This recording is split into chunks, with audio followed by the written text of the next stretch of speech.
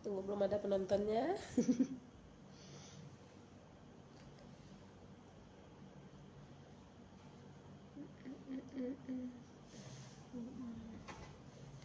Gak ada satu. Assalamualaikum warahmatullahi wabarakatuh. Selamat siang sobat sejiwa semuanya, dimanapun berada. Hari ini kita kembali lagi di Bisik Gemas, bincang asik bareng Humas. Dan hari ini kita sudah bersama tamu kita yang paling istimewa, bersama Umi dan Trida Ya. yang paling cantik hari ini. Umi, Alhamdulillah. terima kasih sudah memberikan waktu luangnya untuk ngobrol sama Humas hari ini ya Umi. Ya. Dan seperti yang sudah kami informasikan sebelumnya, kita hari ini akan bahas tentang inovasi Keswari atau kesehatan jiwa, sosial, spiritual. Dan hari ini kita mau bincang, mau bahas lebih dalam apa itu inovasi Keswari. Tapi mungkin perkenalan dulu, Umi. Katanya tidak kenal maka tidak sayang, Iya, ya. Ica. Silakan, Umi. Ya, alhamdulillah, terima kasih ya Ica, dan terima kasih sekali diberi kesempatan untuk tampil di sini untuk menampilkan inovasi Keswari. Mungkin diperkenalkan diri dulu. Sebagian mungkin ada yang kenal ya. Nama Umi Netrida. Umi adalah konsultan keperawatan jiwa di Rumah Sakit Jiwa Profesor H.D. Samin ini.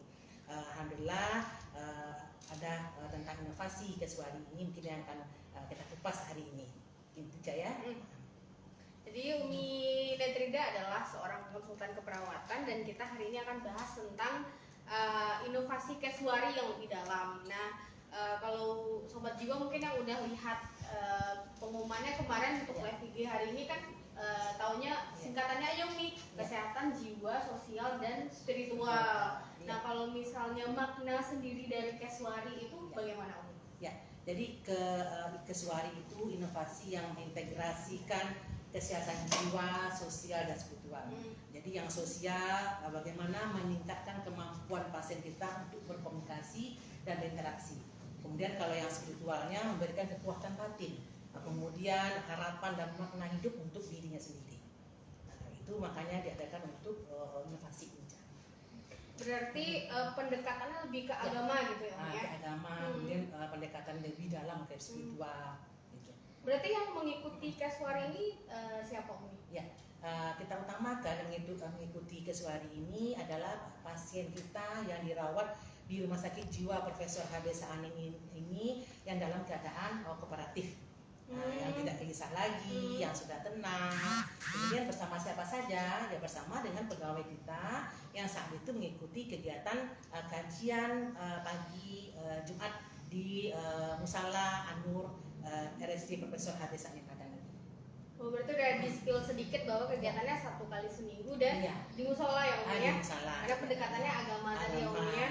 Kalau tempat dan waktunya itu bagaimana Umi untuk pelaksanaan inovasinya? Ya, di tempatnya itu kita alhamdulillah terima kasih sekali kepada Ibu Direktur yang selama ini sudah memfasilitasi kegiatan keagamaan kita yang sudah lama ya diadakan di Rumah Sakit Jiwa di Musala Anur kita yang tercinta. Kemudian dilaksanakan sekali seminggu jam 7:30 sampai jam 9:30. Hal itu sebelum kegiatan kita umumkan dulu, Ca. Jadi kita sehari sebelumnya kita umumkan bahwa kegiatan kajian dan Keswari ada. Kemudian nanti kita kita menerima WA dari ruangan yang menyatakan bahwa ini yang tampil hari ini pasiennya sebagai moderator. Kemudian nanti membacakan ayat pendek. Kemudian untuk memberikan kuliah 7 menit. Nah, gitu. Berarti pasien nanti berperan aktif dalam kegiatan inovasinya.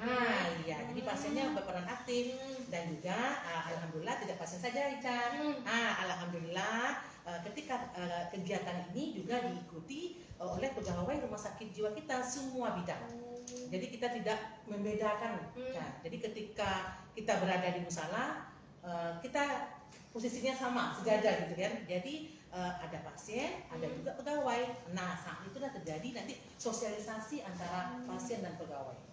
Nah, yang sebelumnya belum ada nih. Jadi bekal pasien untuk bersosialisasi dulu ya. Ya sebelumnya mungkin lewat ini ibu siapa nih, ini siapa nih. Tapi ketika kita udah ada sosialisasi di musala, oh iya ini Umi ya, oh ya ini Ibu Emma ya, ini ya, jadi udah tahu gitu kan. Nah, karena dia saat nanti Umi ceritakan nanti ada tahap-tahapnya, dia berkenalan dengan sesama pegawai saat berada di usaha itu.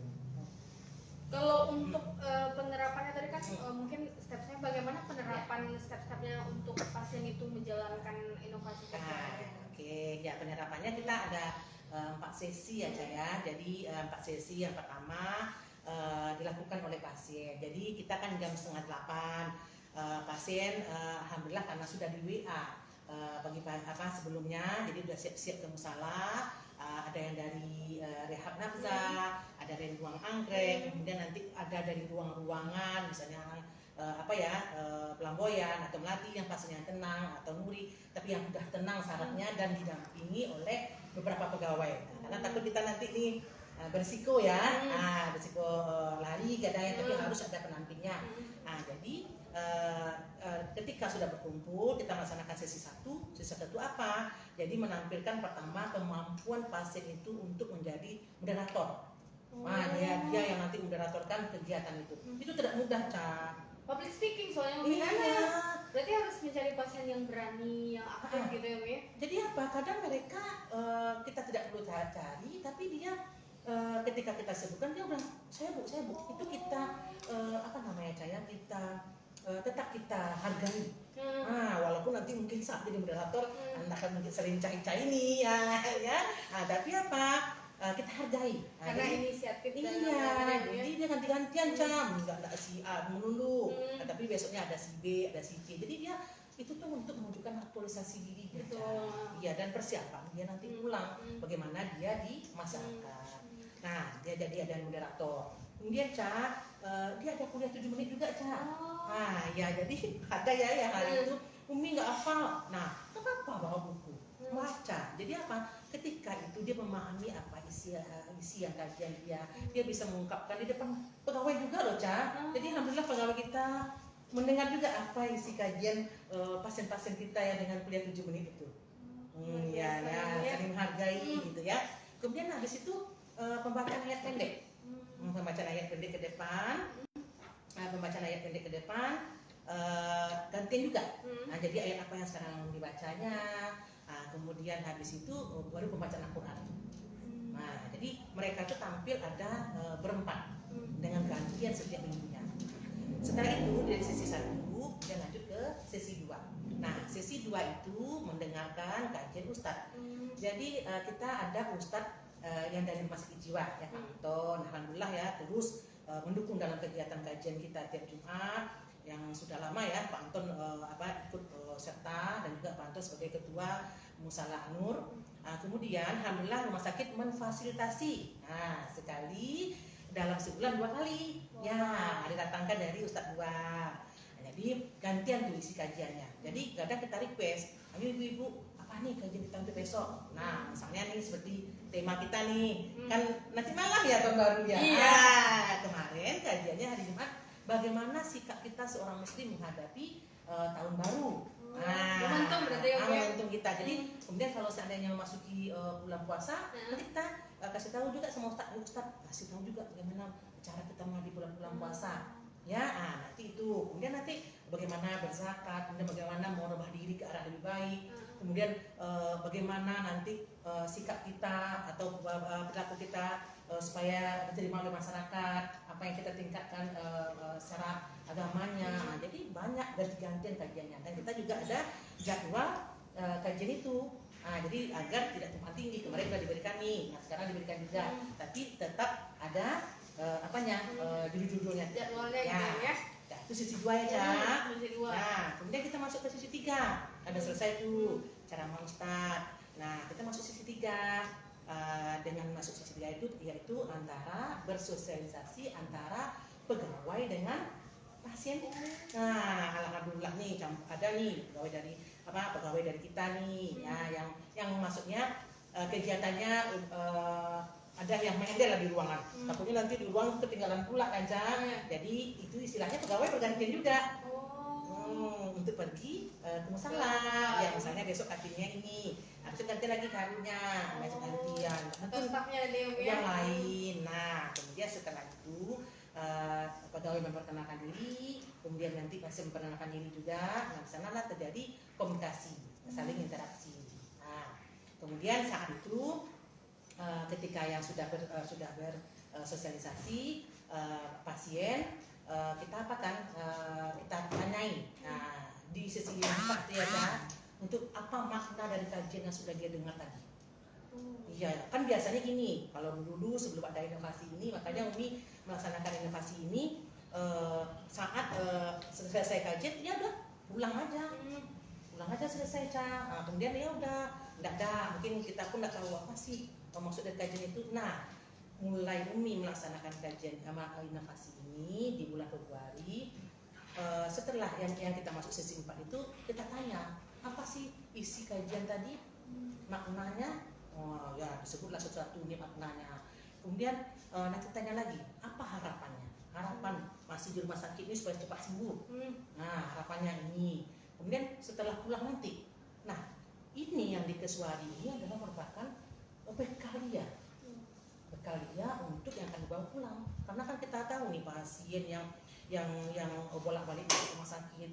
Nah, karena ini mudah-mudahan menjadi bekal untuknya coping dia, untuk supaya bertahan dan bisa bersosialisasi di masyarakat.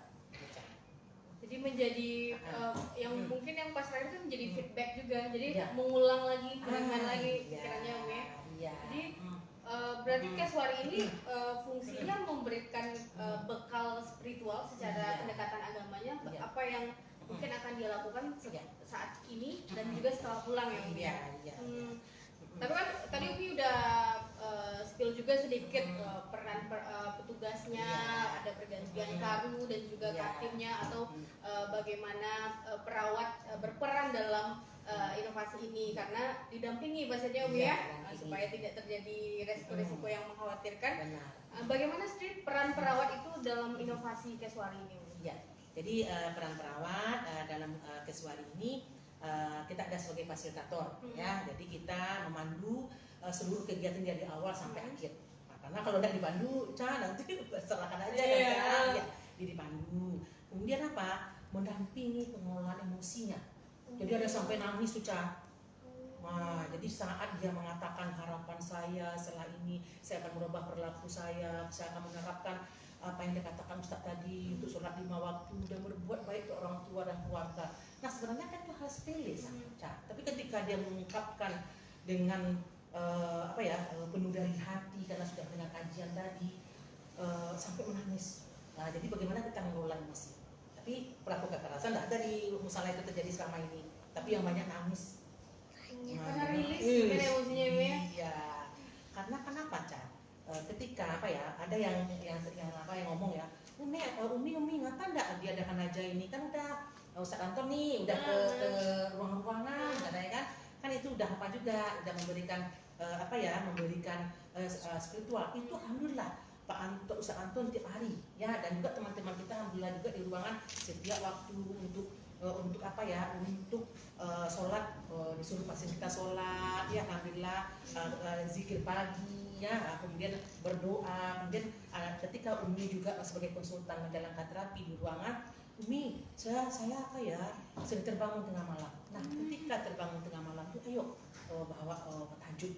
Nah, itu kan di ruangan sudah ada. Nah, tapi kita kan tujuan kita sosial dan spiritual tadi kan. Ketika bersosial tadi yang sudah dilakukannya di ruangan tadi, untuk peningkatan terapi sosial tadi juga harus kita laksanakan di lingkungan yang lebih besar lagi. Nah, nggak di ruangan saja tapi juga bagaimana dia bersosialisasi dengan pegawai-pegawai yang ada. Jadi setidaknya dia merasa, oh aku dihargai loh di rumah sakit jiwa ini. Sampai ada anak mau pulang ke rumah sakit jiwa kita ini Iya betul. Ya Umi sini aja bisa Umi, aduh kayak miris juga kita mendengar, atau senang, antara miris dan senang kan. Umi sini aja bisa Umi, karena kita di rumah sakit jiwa ini semua pegawai alhamdulillah menghargai fasilitas, sampai kita udah dianggap ibu mereka, orang tua mereka, kakak mereka gitu. Nah itu ya tadi. Kemudian dalam apa juga ya ini apa sedikit ya. Nih kita ada ya hadisnya ya ya, bahwa perlunya kita berada di musala atau masjid. Jadi ada ya menurut hadis di Ibnu Majah nomor 3781 ya. tidaklah suatu kaum yang duduk pada sebuah majelis ya sambil berzikir kepada Allah kecuali para malaikat akan mengelilingi mereka, memberi rahmat dan menyelimuti mereka, memberikan ketenangan. Nah, dan akan turun pada mereka nikmat Allah dan rezeki Allah. Nah, berarti bukan kita berbeda ya di ruang, tapi ketika berada di majelis ini lebih diberikan oleh Allah lagi. Nah, itu sudah diapakan sudah ada hadisnya ya. Kemudian menurut surat An-Nur ayat 36 dan 38 ya, bertasbihlah kepada Allah di masjid-masjid. Berarti kita di musala di sini kan, yang telah diperintahkan untuk dimuliakan, disebut namanya supaya Allah menambah ketenangan dan rezeki tanpa batas. Masya Allah. Pada pasien kita dan pada pegawai-pegawai kita yang alhamdulillah berada juga pada saat itu di musala kita. Karena di dekat ada yang katanya berkumpul dengan orang-orang soleh gitu ya. Itu bertambah nikmat kesehatan. Kadang Umi kesana ya, rasanya badannya demam. Ketika kita berada di majelis tadi, alhamdulillah sehat rasanya. Karena mungkin kekuatan batin tadi aja ya. Jadi kalau apakah kalau misalnya sih memang ada kisah nyatanya Umi, jadi ada teman yang ngalamin panic attack dan dia sembuh melalui zikir dan sholat tahajud setiap malam gitu. Jadi apakah memang Keswari ini karena dia sosial dan juga spiritual ini apakah bisa mempercepat kesembuhan atau bisa mencegah kekambuhan lagi Umi? Karena kan yang kita tahu ODGJ memang kambuhnya memang cukup tinggi ya Umi ya. Jadi alhamdulillah ya Caya, dengan Keswari ini memperkuat hubungan sosial pasien. Jadi yang dari mereka tidak kenal jadi kenal, kemudian ketika sudah banyak diberikan materi-materi di musala, jadi ketika dia di ruangan lebih kuat lagi gitu kan. Kemudian meningkatkan harga diri tadi, kemudian juga kita memberikan bagaimana mengolah stres tadi dengan secara spiritual. Kemudian membangun harapan. Jadi kemarin dia sampai bilang ya, rasanya malu ya berada di luar ya, atau saya ini bagaimana ya nanti ke depan. Tapi ketika kita memberikan penguatan yang di ruangan sudah diberikan, kemudian musala dilakukan juga sekali seminggu, lebih kuat lagi jadi lebih optinya lebih kuat. Kemudian mengurangi risiko untuk kekambuhan. Jadi hal ini bekal bagi mereka untuk dibawa pulang. Jadi karena biasa di rumah sakit jiwa dia dibawa ke musala, coba Ica dengar. Dibawa nih biasa di musala, nanti dia sampai di rumah bagaimana kebiasaannya Ica? Terbawa biasa lagi, dia pergi ke musala, ke masjid. Dan nanti ini apalagi programnya kan ada tuh, kembali ke surau. Oh iya, program mereka. Program ini bisa program pemerintah kembali ke surau menyambung nih Ca. Jadi biasa dia aku di rumah sakit jiwa biasa dibawa ke musala juga. Nah, ini bilang, ayo apa yang dilakukan saat di rumah sakit jiwa ini, ayo terapkan di rumah. Jadi kemudian kopinya kuat. Umi nanti kalau saya dibully gimana Umi? Saya mantannya pasien rumah sakit jiwa. Itu kita kuatkan diri kita bahwa di rumah sakit jiwa tidak ada orang mengatakan aduh dirawat ini kan, yuk kita kuatkan diri kita bahwa kita di rumah sakit jiwa ini untuk berobat ya, untuk menyembuhkan diri kita, merehab diri kita. Jadi jangan berpikir terus negatif. Kalau kita digituan orang, doakan aja yang terbaik semoga orang itu berubah. Jadi kita berikan aura-aura positif terus supaya dia bisa melawan stigma dan menerima juga ya. Mungkin karena sosialnya tadi jadi timbul perasaan bahwa dia juga diterima secara sosial, tapi spiritualnya juga dapat bekalnya Umi ya. Tadi kan kita dengar kelancarannya Umi, bagaimana pelaksanaan dan penerapannya. Kalau hambatannya ada nggak Umi dalam pelaksanaan inovasi Keswari ini? Hambatannya pasien ada ya berapa kali ikut, misalnya udah 3 kali. Terus kita kan pakai absen Beca. Terus di absen mana nih yang pasiennya? Rupanya ada Umi pasiennya lagi tidak kooperatif. Jadi ketika yang tidak kooperatif itu mungkin hambatan bagi kita ya. Maksudnya dia udah 3 kali ikut, nanti yang keempatnya tidak ikut, tapi kita tetap mendoakan dan kita bilang sama temannya, ya mengapa tidak Umi? Tadi emosinya ada nih karena terpacu dari ada mungkin mendengar informasi apa atau ada yang keinginannya tidak sesuai, yang tidak bisa dituruti. Nah, ayo nanti saling saling menguatkan ya. Kalau Jumat depan datang lagi. Nah, mereka datang lagi Jumat depan. Sampai mereka mohon maaf ya Umi, saya kemarin nggak datang karena ada sedikit emosi. Jadi yang datang ke musala kita untuk mengurangi risiko-risiko benar-benar yang tenang, Stabil, yang ya. stabil, yang kooperatif. Hmm. Ya. Kalau dukungan sendiri untuk pelaksanaan inovasi ini bagaimana? Oh iya, alhamdulillah ya. Tadi timbul ide ya Caya, dari kita misalnya awalnya kita ke Musala aja, kemudian dengar kajian, habis itu pasien pulang, terus timbul ide unik, aduh ini bikin inovasi bagus ya, agar melekat di hati pasien apa sih makna dari kajian tadi, bagaimana dia menampilkan diri. Nah, Umi cetuskan ide untuk membuat inovasi ini di bulan Februari. Umi bawa ke bidang ya, kita bincang-bincang dengan Pak Pendi, dengan Pak Zal. Nah, kemudian ayo nggak apa-apa, didukung oleh bidang perawatan. Kemudian kita didukung juga oleh apa ya, Bu Wadir, Bu Eci. Kemudian kita dengan alhamdulillah terima kasih kepada Ibu Direktur kita Bu Aklima. Ayo enggak apa-apa Umi, menjelang kita laksanakan ini kita lihat nanti apa sih kekurangan dan kelebihannya. Dan alhamdulillah didukung dari secara apa ya, dari tangkat Ustadz juga. Kemudian kita pun dari teman-teman mendukung. Yang penting laksanakan sebaik mungkin. Harap yang hambatan pasti ada, tapi jangan dilihat hambatan. Kalau dilihat hambatan, inovasi akan jalan-jalan. Iya, Ca. betul, Umi. Iya, jalan aja dulu lah Ca. Karena di tangan itu pasti selalu ada Umi ya. Iya.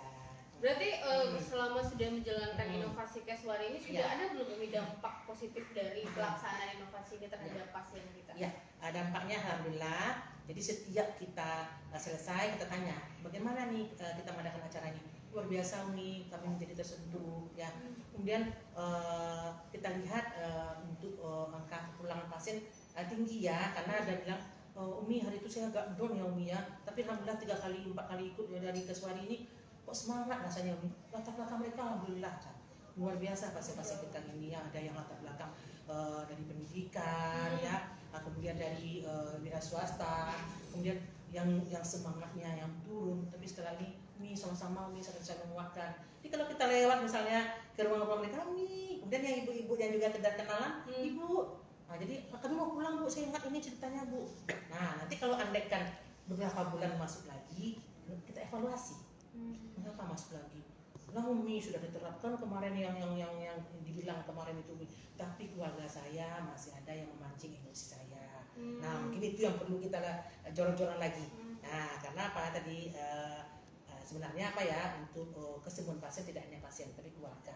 Tapi mudah-mudahan kami di ruangan, mudah-mudahan kita dari perawatan baik dari semua tenaga kesehatan di sini terus meningkatkan bagaimana supaya pengetahuan keluarga merawat pasien ini tetap juga ada. Karena kita rawat pasien bagus-bagus, keluarga tidak bisa juga. Karena lingkungan berpengaruh ya. Berpengaruh sekali Ca. Karena semua Ya. sepertinya gangguan mental itu semua hal yang ada di sekeliling pasien itu mempengaruhi Iya. perkembangan kesembuhannya Umi. Iya. Kalau harapannya sendiri bagaimana Umi terhadap pengembangan inovasi? Iya. Jadi harapannya ya Caya, karena apa ya, mudah-mudahan ini beberapa ruangan yang belum bisa mengikuti, mudah-mudahan segala keterbatasan dan hambatan-hambatan bisa diikuti. Tapi intinya sebisanya, karena dipaksakan nanti ada yang apa ya, yang tadi berisiko, kita apa juga kasihan juga. Kemudian harapan yang kedua ya mudah-mudahan ada peningkatan. Kita kan udah ada banyak teknologi nih di sini, mudah-mudahan ada peningkatan teknologi untuk meningkatkan spiritualnya yang lebih dalam lagi. Yang kedua mungkin apa, ada seni-seni kreatif mungkin ya, apakah di saat mungkin akan bikin combine. Ketika itu mungkin bikin kaligrafi atau apa di saat acara itu biar tidak bosan pula pasien kan. Itu harapan ke depan. Kemudian pembuatan evaluasinya, mungkin evaluasi saat pasien sudah pulang. Alhamdulillah kita kan udah ada beberapa inovasi kita yang sudah terlaksana. Jadi mungkin nanti evaluasinya lewat itu, bagaimana pengembangannya ke pasien. Dampaknya gimana ya Umi ya? Iya benar. Untuk sobat jiwa yang penasaran bagaimana, boleh tanya aja apa aja sebenarnya Umi ya. Mau konsultasi sama Umi juga boleh. Kapan lagi konsultasi gratis ya Umi ya? Bisa drop pertanyaannya di comment section kita di Instagram, di live Instagram. Jadi nanti Ica akan bantu tanyakan kepada narasumber kita, Umi Netrida. Sejauh ini belum ada pertanyaan kayaknya nih Umi. Belum ada. Ya.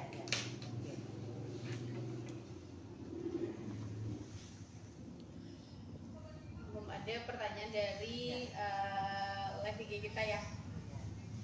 Jadi mungkin ada yang konsultasi Om ya. Tapi kalau misalnya pengalaman nyata soal spiritual itu sebenarnya memang berpengaruh ya Om ya. Iya.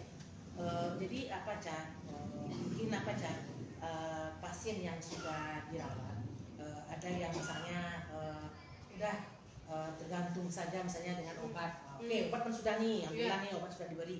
Tapi ketika tadi dia beragama apa, misalnya dia Nasrani atau kita yang ini Islami, ketika dia tidak kembali tadi meningkatkan spiritualnya, itu akan membaca kesembuhan kekambuhan.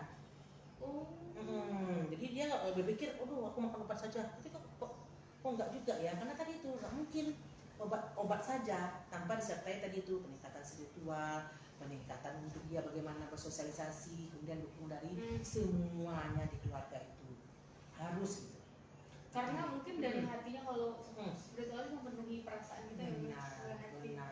So, ada kejadian tentang teman itu Umi serangan panik Umi di subuh setelah minum obat sekian lama, akhirnya mencari jalan keluar pribadi, akhirnya menemukan caranya dengan bangun, karena dia insomnia juga, bangun tiap malam, memilih untuk sholat tahajud dan berzikir sampai dia ketiduran.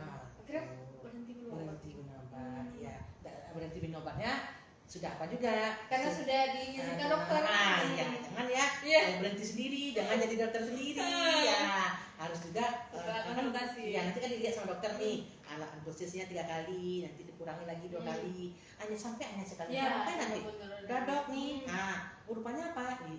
Obat, kemudian dia sholat rajin, kemudian saya tidak bisa tidur, tambah aja lah obatnya sampai meningkat. Sebenarnya ketika tidur tadi, ketika kita tidur bangun, itu tuh kadang istilahnya dicubit tuh, maksudnya apa? Ayo tahajud, dekatkan diri pada Allah.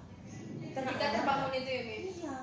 Jadi Umi di ruangan ke pasien juga Umi bilang, Umi nggak bisa tidur nih Mi, ayo tidurkan dulu, kalau udah nggak kan tidur, ayo bawa sholat aja. Ayo, kemudian sholat aja. Kita kan juga sering mengalami karena pasien-pasien kita aja kan. Nah kita juga mengalami. Jadi ketika itu ayo zikir pagi dan petang, ayo zikir terus, nanti akan tidur sendiri. Tambah lagi, ketika kita udah memperdalam spiritual kita, kita bisa menerima kenyataan hidup ini. Jadi apa? Oh iya, saya ditakdirkan seperti ini ya. Nah, apakah kita bisa melawan takdir atau apa? Tapi apa? Kalau kita makin dekat dengan Allah, insya Allah yang aturnya menceng-menceng tadi saya, insya Allah kalau banyak doa, yakinlah akan diluruskan. Karena apa ya Umi? Kalau kata anak sekarang acceptance saja. Benar. Mungkin kalau spiritual itu lebih kita mikirnya ada beberapa hal yang memang di luar kendali kita sebagai manusia, dan memang itu terjadi atas izinnya Allah. Iya. Terjadi atas izin Allah. Tapi jangan kita pasrah. Kalau kita pasrah aja ini karena takdir aja nih saya seperti ini. Gak boleh juga. Gak boleh juga. Tapi apa? Udah berdoa, kita udah berobat, udah melakukan segala cara. Kalau kata Allah belum, kita kan menunggu. Jangan kita bilang doa tuh harus jawab juga sekarang. Enggak. Doa tuh dijawabnya mungkin besok atau tidak. Atau karena 10 tahun baru kita jawab doa itu. Terus kita diuji oleh Allah. Tapi ada juga kan pengalaman aja kan, kalau misalnya kita coba pendekatan agama kan, ada beberapa orang yang mungkin akan langsung nggak ada hubungannya kesehatan jiwa dengan kekuatan spiritual atau agama seseorang. Gimana cara kita menghadapi orang yang memang sangat defensif dengan pendekatan agama? Oke. Jadi apa? Kalau orang punya prinsip seperti itu, kita nggak mungkin pula langsung menyalahkan kata-katanya. Terus setidaknya kita melakukan pendekatan, kemudian dekati, kemudian beri contoh-contoh ke kita. Nah, misalnya contoh yang ada ketika kita mengalami suatu masalah, kita kita terapi nih, kita tarik nafas dalam, terapi udah banyak, kita ganti pikiran negatif menjadi positif. Kok enggak juga ya? Apa sih yang kurang ya? Oh iya, saya laksanakan ini kan saya belum sholat. Kemarin saya juga meninggalkan sholat saya. Kemudian apa lagi? Berzikir saya tidak ada. Yakinlah ketika kita berzikir, kita baca, kalau ada bacaan zikir itu, Ya Allah, lindungilah saya hari ini. Itu zikir pagi kalau kita baca. Iya. Lindungi saya dari belakang, Ah, samping kiri, samping kanan, depan, dari godaan setan, ya, dari hina orang. Berarti apa? Kita dilindungi. Nah, kita berangkat tanpa zikir, pergi kerja ya, atau kita dalam kegiatan pergi kerja tanpa zikir, tanpa baca doa, badan ini aja dibawa. Apa yang terjadi? Nah, karena terjatuh di motor, ya kadang kesandung, ya, karena tadi pagi tidak berdoa, enggak zikir, enggak pula sholat subuh. Jadi apa? Badan tuh ngikuti itu aja, tapi enggak ada tameng di badan ini. arwahnya gitu ya kalau kata orang ini. Iya. Apakah sama dengan apa ya? Enggak mungkin kan badan kita ini kayak pohon mati ya. Nah, ini kan badan yang diisi dengan itu tadi spiritual kita, karena badan ini siapa yang ciptakan? Allah. Berarti kita kembali ke Allah, yakinlah. Nah, kita yang duduk seperti ini kita dengar oleh Allah kan, Ca? Dikelilingi oleh malaikat kan? Nah, kemudian Ica atau siapapun yang mendengar, ketika ada pasien jiwa, atau ada keluarga kita yang perlu butuh untuk didengar, ya. Kalau kita bilang, ayo kita buat sholat yuk, ayo berdoa yuk. Ketika orang melakukan sholat, yang kita disuruh sholat tadi, ketika dia berdoa, malah kita dapat aja. Nah, sebenarnya Bapak Ibu yang perawat jiwa di sini, pegawai-pegawai di rumah sakit jiwa ini, ya, dokter-dokter, semuanya, atau teman-teman kita atau keluarga yang ada, teman-teman kita sakit baik fisik mental, kalau kita suruh dekatkan diri ke Allah, ketika orang sedang bingung, gelisah, dapat kita pahalanya. Nah, kan mudah sekali mencari pahalanya. Selain kata orang mudah berbuat dosa, lebih mudah lagi berbuat pahala, tidak pakai uang. Iya, betul. Nah, iya. Pernah ada pertanyaan pasien waktu itu, keluarganya ada kok jadi cek konsultasi nggak apa ya? Oh, iya, apa? Sambil menunggu sahabat jiwa yang drop pertanyaan masih belum ada kayaknya, jadi bisa aja konsultasi. Iya, konsultasi gratis kan? Kemarin konsultasi sama Umi ya. Iya. Ada pertanyaan pasien waktu itu, Kak, di dalam itu apakah pasien diarahkan untuk sholat? Iya. Terjawab hari ini ya, mungkin Iya. sobat jiwa yang masih bertanya apakah pasien di dalam mungkin bukan hanya sholat tapi seluruh agama dilaksanakan ibadahnya, diarahkan pasien untuk melaksanakan ibadahnya. Jadi kalau sobat jiwa yang masih ragu mungkin keluarganya akan rawat inap di sini, apakah mereka akan melaksanakan ibadah, tentu kita akan mengarahkan pasien untuk melaksanakan ibadah setiap hari ya, sesuai dengan keyakinan yang dianut masing-masing. Iya. Ini alhamdulillah ya, pasien kita beberapa ruangan, kita ada menyediakan ruang khusus, kemudian ada alat sholatnya. Jadi kan nih pasiennya ada yang kooperatif, ada yang masih bingung. Nah, pasien udah mulai tenang, dia bisa melaksanakannya. Nah, kemudian mungkin tanpa diganggu oleh pasien yang bingung. Ya. Kemudian nanti misalnya yang di rehab nafsa, masya Allah, mereka sholat bersama berjamaah. Kan yang banyak nih kadang yang dari rehab nafsa ya, Umi kita sholat bersama, ya.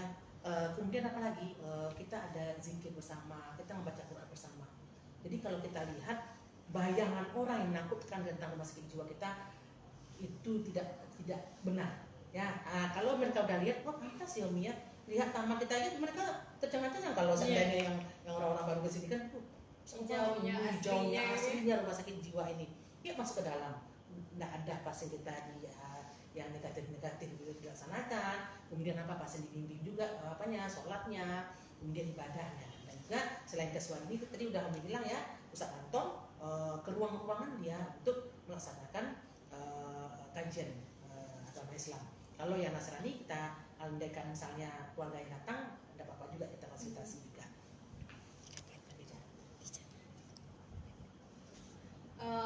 Masih belum ada pertanyaan dari sahabat jiwa hari ini. Agak sepi, mungkin udah kembali ke surau Umi ya untuk tahun baruan. Alhamdulillah. Alhamdulillah. Jadi agak sepi brother kita hari ini ya Umi ya. Umi maunya sampai tahun baru nanti nih ada ini kan. Sampai malam ya. Iya. Tahun baruan dia nih. Tapi rupanya nih bukan gimana, ada teman-teman kita pulang kampung. Iya betul. Ya mungkin masih di jalan nih sekarang, atau yang siap-siap ya. Berhalangan untuk menonton nonton ya Umi ya. Iya. Tapi nanti tenang aja, sobat jiwa yang ketinggalan hari ini Umi akan videonya akan tayang di IG, jadi bisa nonton ulang. Jadi yang masih sobat jiwa yang masih penasaran nanti bisa nonton ulang lagi tayangan live-nya di feed Instagram kami. Iya. Dan mungkin karena tidak ada pertanyaan, kita akhiri ya Umi ya. Terima kasih banyak Umi sudah meluangkan waktu hari ini, ilmu yang sangat bermanfaat baik secara sosial dan juga secara spiritual. Ica pun secara pribadi sangat tersentuh dengan materi hari ini Umi, Masya Allah. Iya. Dan bermanfaat ya Cak ya. Insya Allah bermanfaat juga untuk sobat jiwa yang sudah bergabung 30 menit sejak pukul 2 tadi. Dan saya sebagai host mengucapkan terima kasih untuk sobat jiwa yang sudah bergabung pada siang hari ini. Nanti kalau misalnya sobat jiwa pengennya mau bahas apa nanti, atau narasumbernya siapa, atau mau Umi lagi ada ketinggalan hari ini, boleh DM di Instagram kami atau di komen nanti ya, postingan feed Instagram kami.